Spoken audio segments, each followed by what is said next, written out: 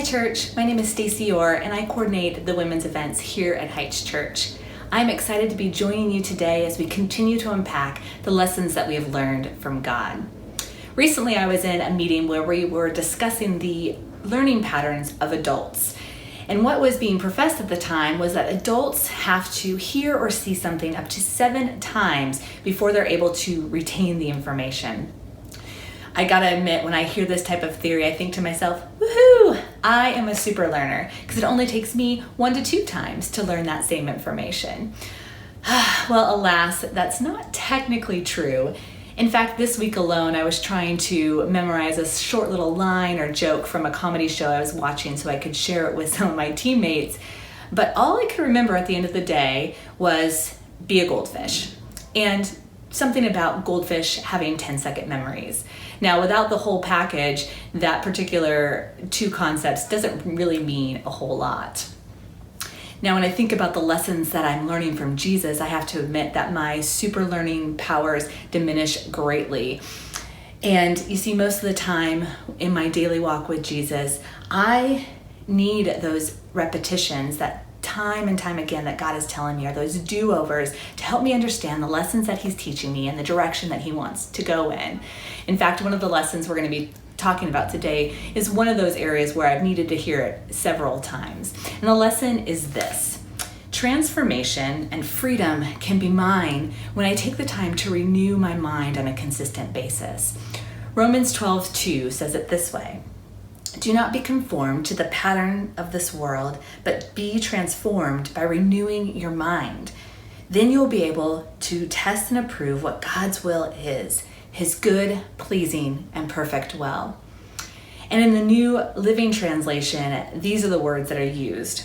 "Don't copy the behaviors and customs of this world, but let God transform you into a new person by changing the way you think." Intellectually, I understand that God is trying to transform me into the person that he's called me to be, and he wants desperately for me to live in the freedom that he's given. But sometimes I have that 10-second mind of a goldfish, memory of a goldfish, and I just forget to do my part. My part is this: I need to stop copying the behaviors and patterns of the world, and I need to change the way I think. My thinking, my thought life has power, and that thought life can either help me be transformed into the direction that God is leading me, or to be conformed by the worldly standards that are around us. So what is it that I've done to help kind of bring this lesson home? I'm really going to focus on 3 things. Number 1, be active. The world inundates us with tons of messaging time and time again, and it's super repetitive. In fact, I think that the world truly understands the adult learning theory and uses it to its advantage. In order to ensure that I'm not being conformed to the patterns of this world or copying behaviors of others, I really have to be an active participant in my life and recognize what I am consuming. I need to actively be engaged in the Word. I need to actively be engaged in prayer, and I need to actively engage with a community. And without these things, I am truly susceptible to following the crowd.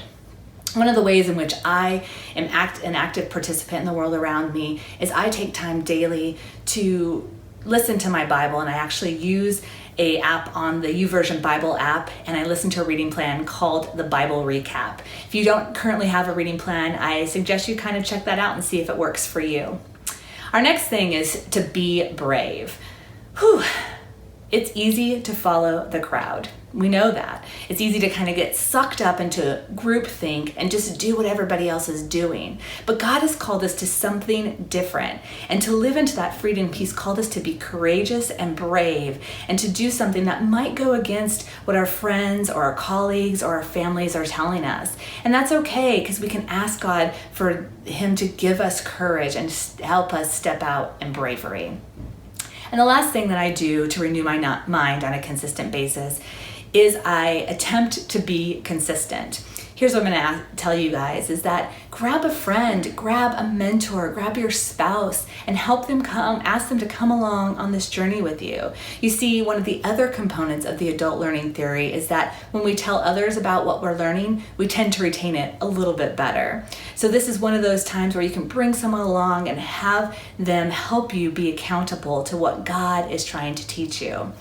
That repetitive nature that I talked about earlier, this is where it really shines, because when we be actively involved in the world around us, making our choices on a daily basis, and then step out in bravery over and over again, this type of consistency will renew my mind and allow me to be transformed and live free. All right, friends, as you seek to remember this lesson of God this week, just lean on the ABCs. Be active, be brave, and be consistent. God will show up, and then you will be able to test and approve what His will is, His good, pleasing, and perfect will. Have a great week, church. See you next time.